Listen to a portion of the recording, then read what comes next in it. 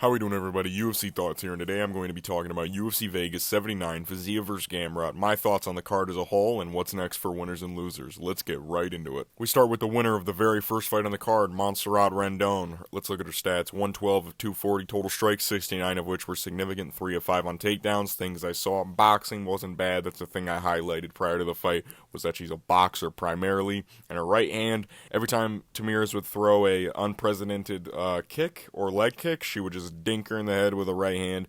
Good takedowns with ground and pound and control at the end in rounds 2 and 3, and she had clutch moments. She had the better moments in the fight, which led to her winning.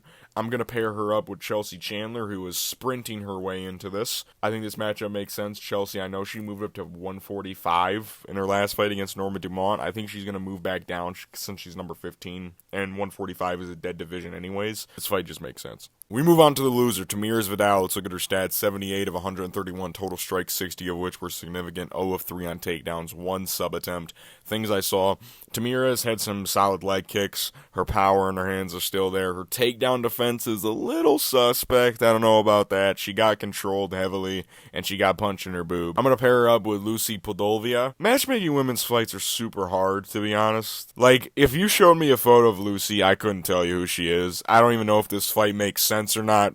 I don't know. We move on to the winner of the next fight, Mizuki Inoue. Let's look at her stats. 83 of 140 total strikes, 55 of which were significant, 1 of 2 on takedowns. Things I saw, Mizuki looked good in distance, as she always does. She has good boxing and slick combos, good slips and counters. There was, I think it was in the first or second round, she slipped under Hannah Goldie's jab and landed like a 3-punch combination. She wasn't even bad in the clinch either with knees and shit. She had great footwork on the feet. She slowed down a little bit, and I think it was due to time off. As the fight went on, she definitely got slower in the clinch, and she wasn't able to deny transitions and stuff. I'm going to pair Mizuki up with Bruna Brazil.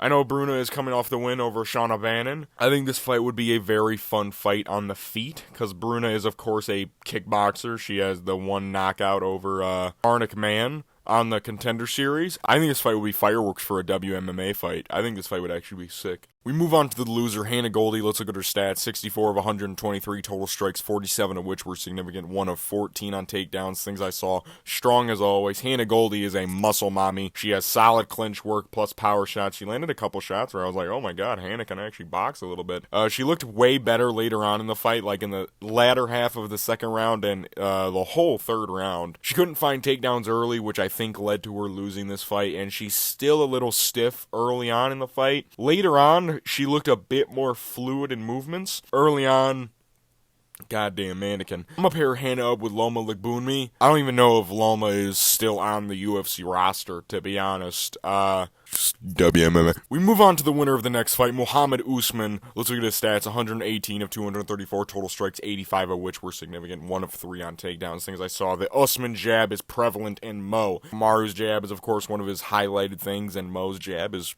pretty damn good too. Insane damage infliction. He inflicted a lot of damage on Collier's face, where I was like, God damn, dude. The takedown into slam was fucking nuts in the third round, which led to him winning the third round. He still has openings on the feet in the first round. Jake Collier fucking cracked him bad, and then ensued to land a couple more shots on him. Mo needs to take down early in the fight. He needs to shoot for takedowns early. I mean, we saw in the third round how strong he is. In the third round of an absolute war, he literally just picked Jake up and slammed him on his fucking back. We wonder what he could do in the first round. I'm going to pair Mo up with Andrei Arlovsky. Again, I don't know if Andrei's retired or not. They have him listed as an active fighter on the UFC website, so lamb to the slaughter. We move on to the loser, Jake Collier. Let's look at his stats. 100 of 198 total strikes, 87 of which were significant. 2 sub-attempts, which were the Kimura at the end of the fight and the standing triangle in the first round. Things I saw. Good boxing as always. I mean, Jake Collier has some of the slickest boxing in the first round of a heavyweight that we've ever seen. His calf kick is always good. He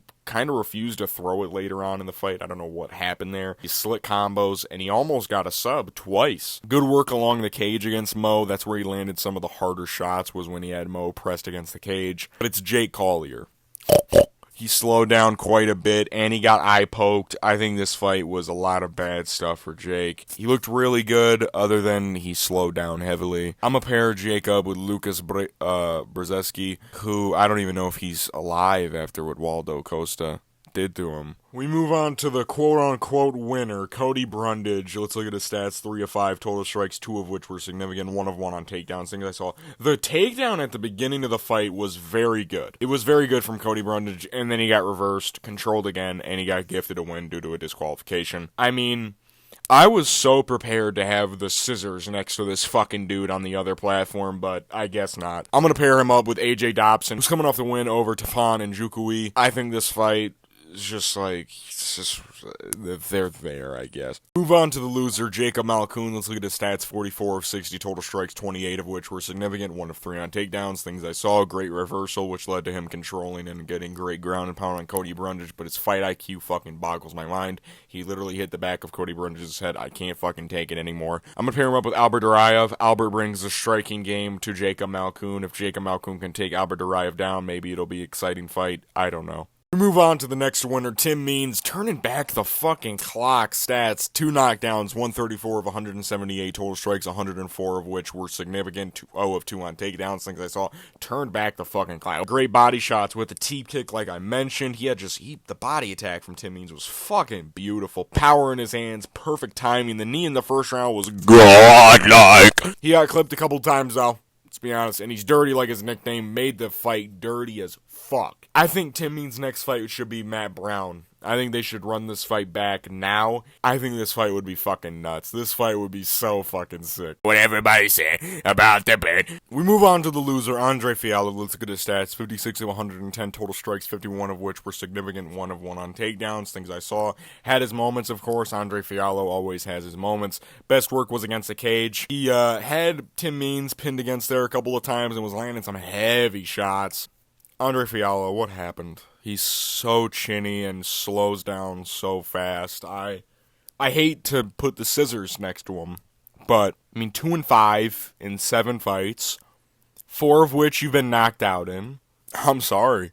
We move on to the winner of the featured prelim, Miles Johns. Look at his stats. 52 of 104 total strikes, 43 of which were significant, 2 of 6 on takedowns. Things I saw, great composure from Miles Johns. He was in a bad position in the first round, and he dealt with the pressure with takedown defense. Dan Argueta was walking forward the entire time, and Miles Johns was able to deal with it with his takedown defense and powerful hands. He has powerful hands. He reversed some positions of Dan Argueta. He wasn't held down other than in the first round, and he started a little slow, which allowed Dan Argueta to have the big first round that he did. I think Miles Johns has earned himself a shot at Cody Garbrandt. I like this fight. I think this fight is very fun. Both are very heavy power punchers, and we saw a new wrinkle added to Cody Garbrandt's game in his last time out with his wrestling. I think this fight would be very fun, and I think we'd see a finish. We go to the loser of the featured prelim, Dan Argueta. Let's look at his stats. 38 of 95 total strikes, 33 of which were significant, 2 of 6 on takedowns, 2 sub-attempts, which was the rear naked choke in the first round, and I think another rear naked choke attempt. Things I saw, great pressure from Dan Argueta. He literally was a zombie, for Christ's sake. He literally just charged forward the entire time. I don't think a backward step was taken by Dan other than when he was wobbled a lot. Great takedowns to start in the first round. Of course, he got to the back of Miles Johns. Great clinch work. His striking is so shitty, though, isn't it? So shitty.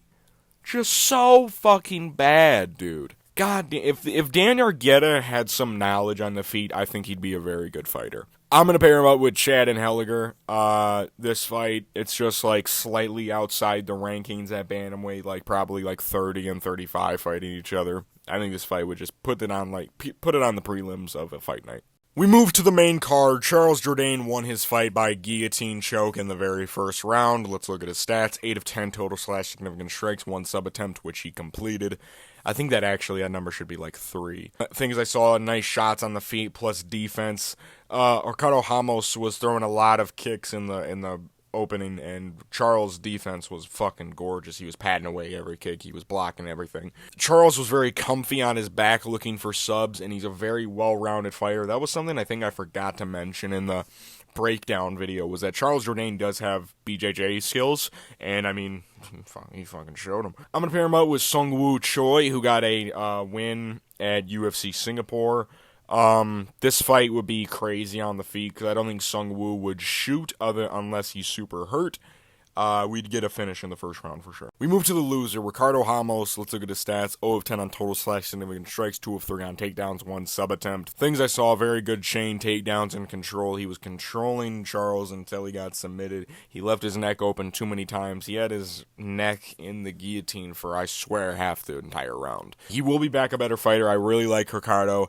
He's a very fun guy. I'm going to pair him up with Julian Erosa, who seems to get knocked out by everybody now.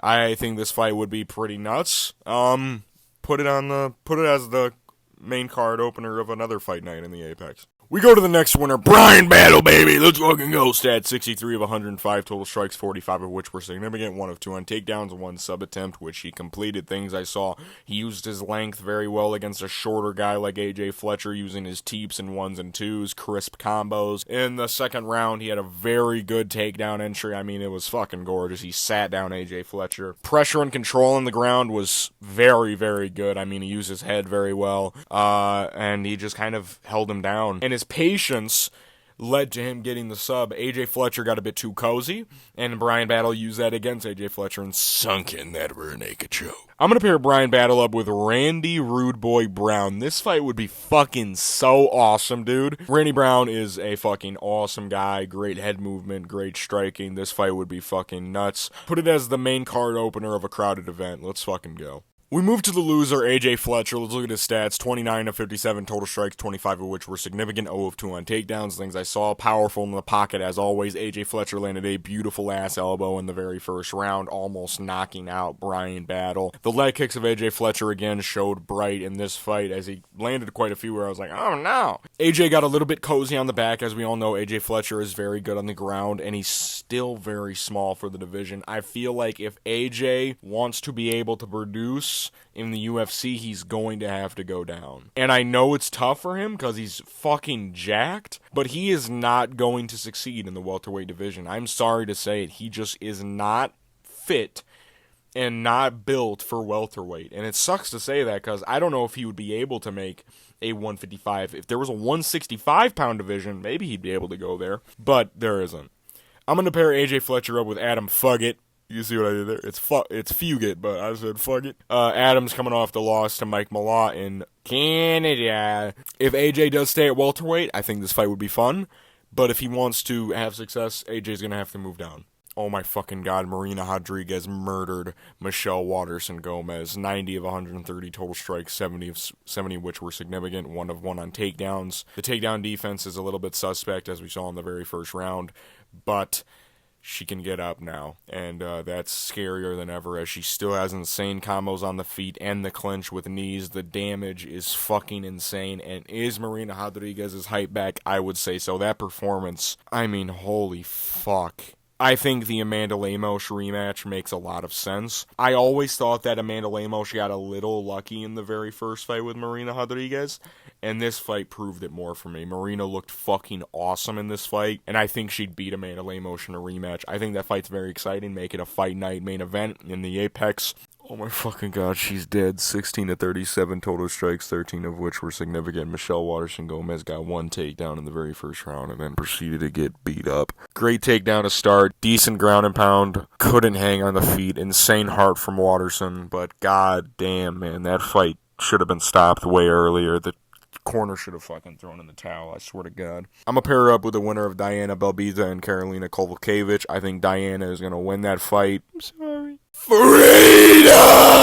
Bryce Mitchell won his fight by unanimous decision. Let's look at his stats. 37 of 59 total strikes, 23 of which were significant, 5 of 15 on takedowns, 1 sub attempt. Things I saw, non-stop pressure from Bryce Mitchell, beautiful transitions. There was a moment, I think in the second round, where it was a mixed position and it looked like Dan Ige was going to get on top of Bryce, and then Bryce magically appeared on his back. I have no idea how the fuck he did it. Always looking for subs is Thug Nasty. Decent striking sometimes. He has his moments. Bryce Mitchell, of course, slows down as he's a fucking redneck. Them fires are man-made. I'm going to pair him up with Calvin Kattar. When Calvin's knee is healed, I would like to see this fight. I don't know if Bryce is going to get Calvin to the ground, but I think this fight would be fucking nuts, dude.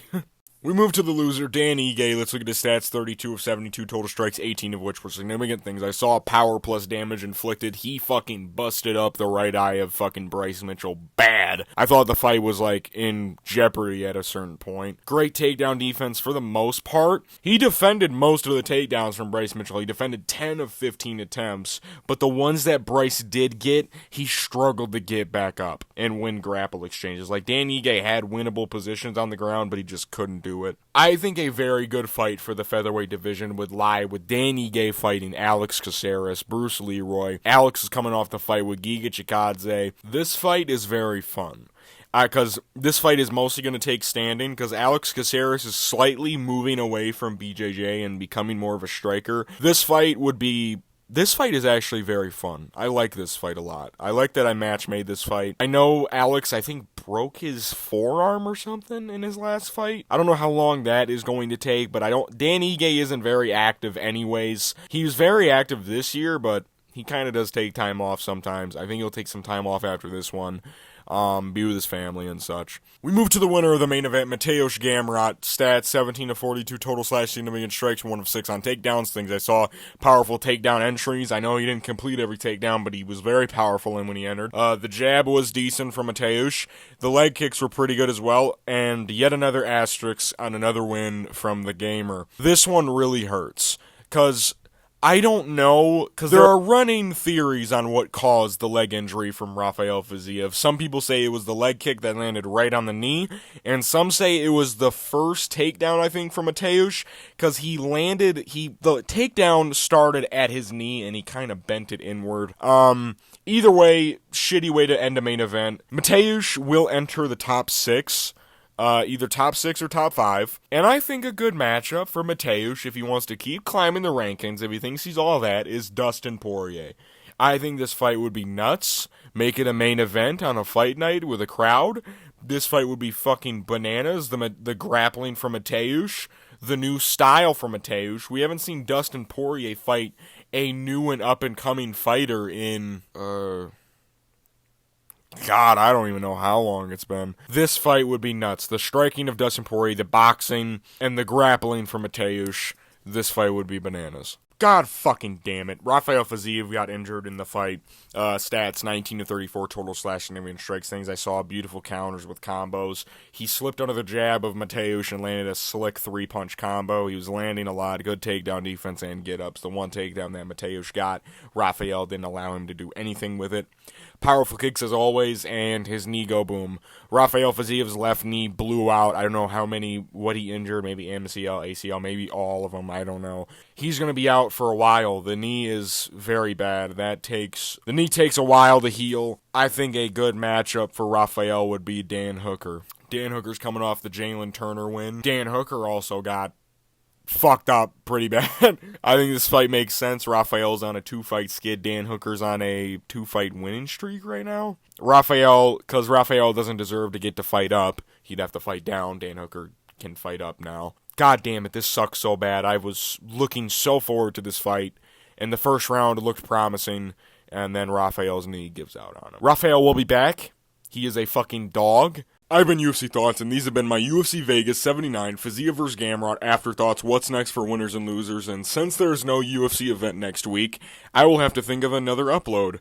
Until then, have a great rest of your guys' week, and I'll see you guys on October 7th for Dawson Green. How the fuck is that a main event? Peace.